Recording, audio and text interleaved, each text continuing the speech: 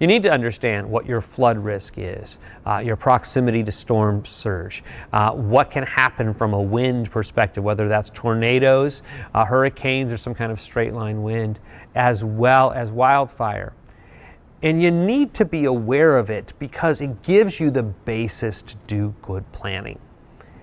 I'm George Siegel, and this is the Tell Us How to Make It Better podcast. Every week we introduce you to people who are working on real-world problems and providing actual solutions. Tell Us How to Make It Better is partnering with the Readiness Lab, the home for podcasts, webinars, and training in the field of emergency and disaster services. Thank you for joining me for today's special episode of the Tell Us How to Make It Better podcast. Hurricane season is right around the corner, and it should be a strong reminder to everyone that there are certain things you should be doing right now to prepare.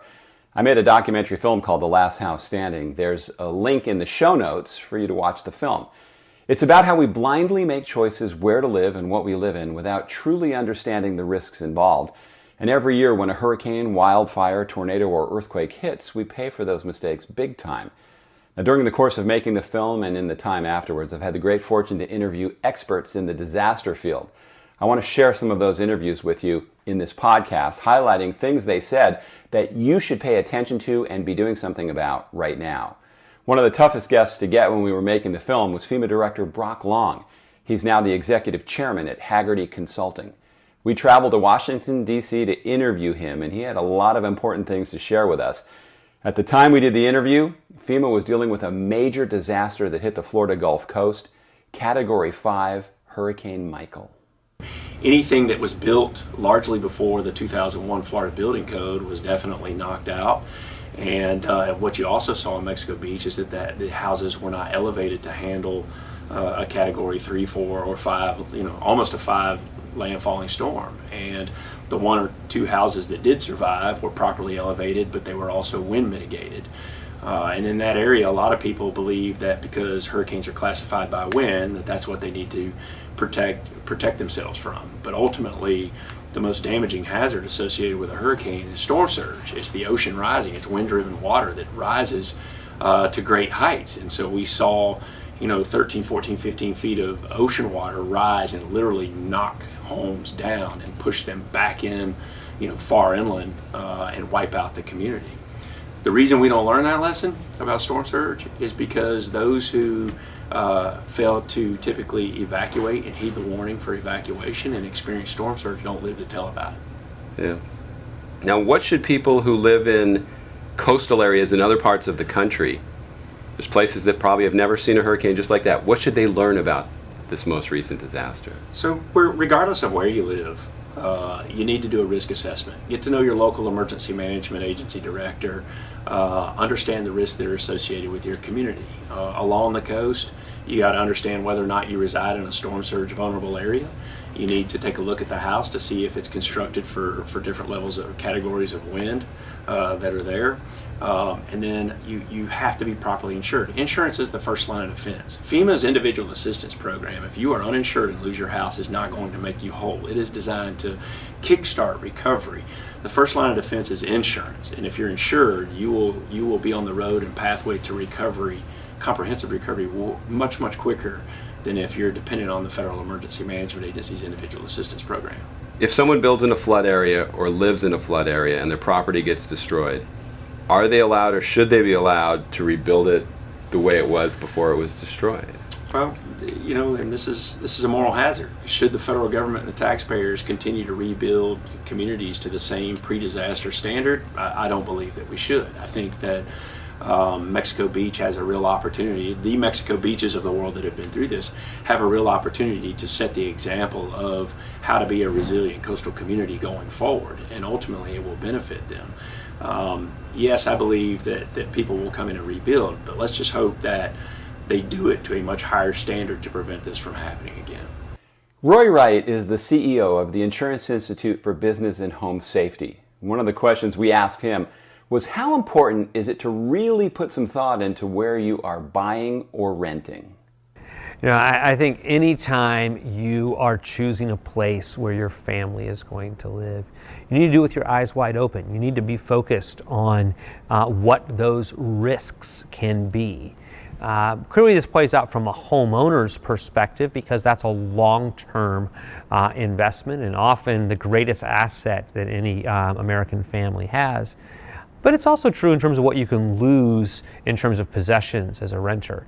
You need to understand what your flood risk is, your proximity to storm surge, what can happen from a wind perspective, whether that's tornadoes, hurricanes, or some kind of straight line wind, as well as wildfire. And you need to be aware of it because it gives you the basis to do good planning. Now, let's talk about that for a moment because when you have a choice about where to live, you can take all of those factors into place and maybe you'll choose one house over another. But for many American families, there's not a lot of choosing to do.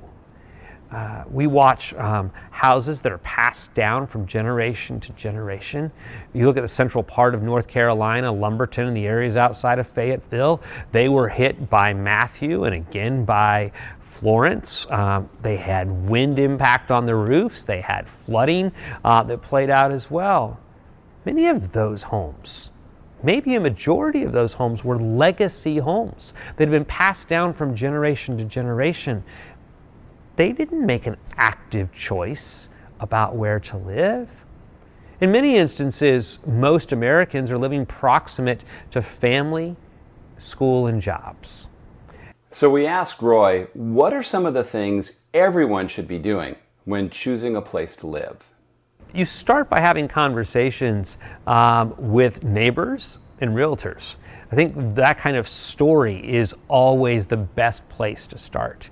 You can then turn to online tools. There are great ways to see wildfire hazards and flood hazards online that will help inform that.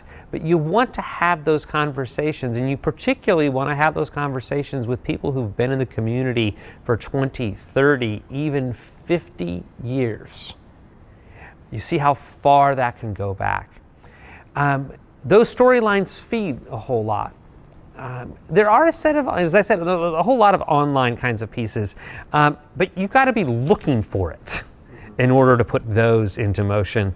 I look forward to a moment where some of these more online real estate tools begin to package that all together so that when the pictures come up of the pretty dining room in the apartment and the countertops and the restroom and the balcony or the school, you're seeing that kind of information at the exact same time. That's where we need to be at as it goes forward.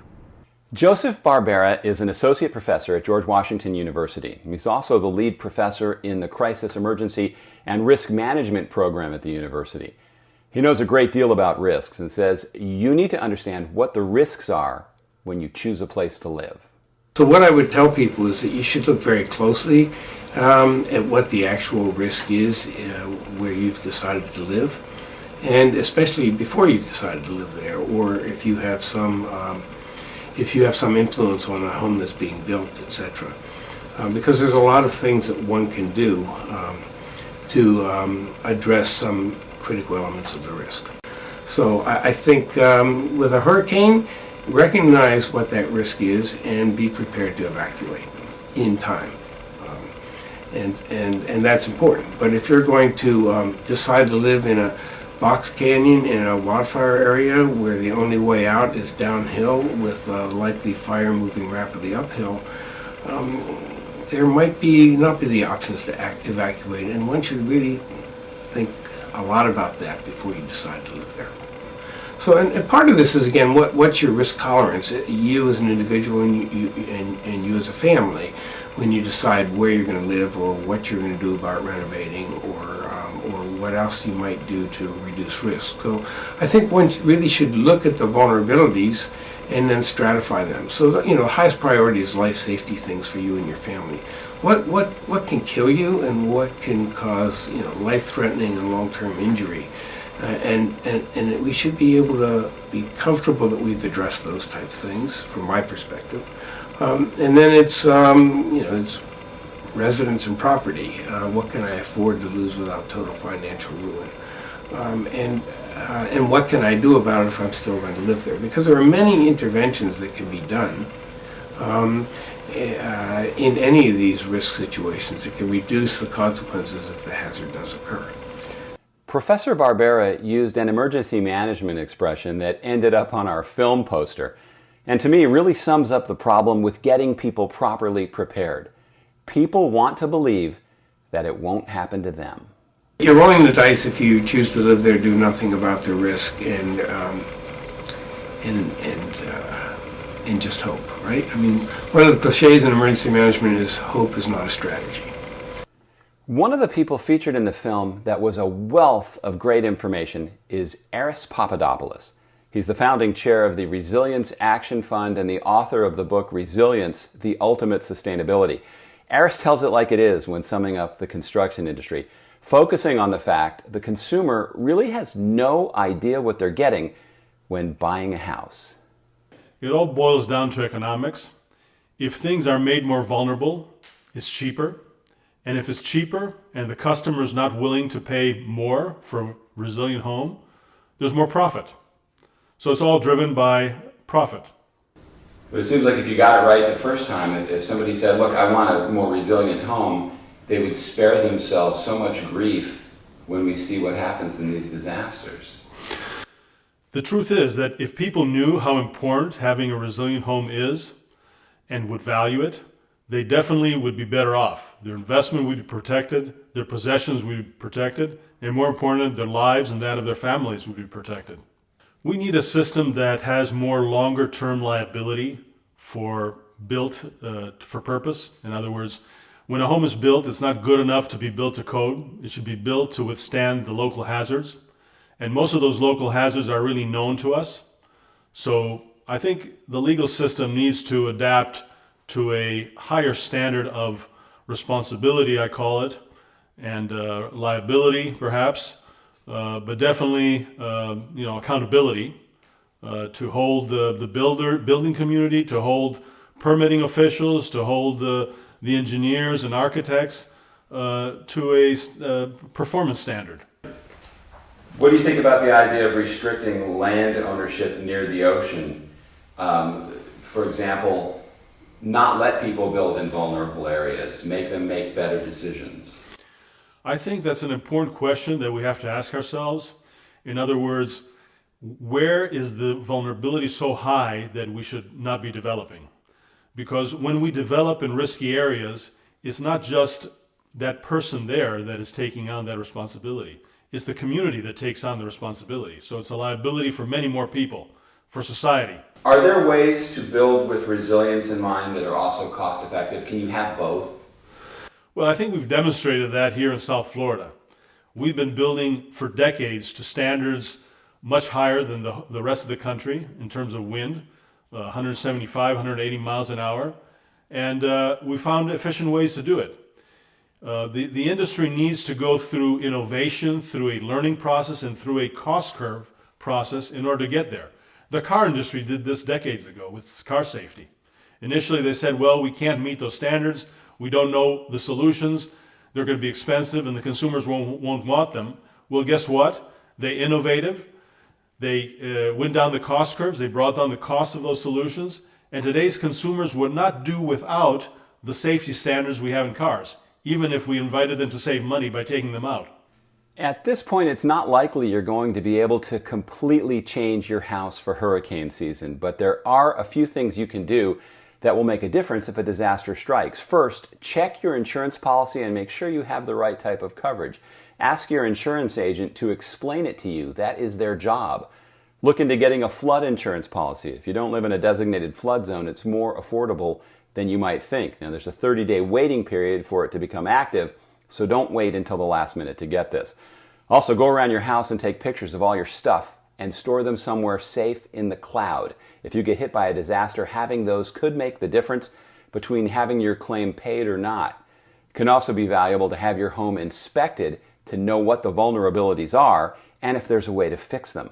I encourage everyone to do something. Doing nothing is a recipe for a worse disaster. If you liked what you were listening to today, please subscribe to the podcast on whatever platform you're listening on. Share the link and leave a review if you can. There's also a link to our contact form in the show notes. If you have any suggestions for future guests or comments about the show you just were listening to, I would love to hear from you. Thanks again for joining me today on the Tell Us How to Make It Better podcast. See you next time.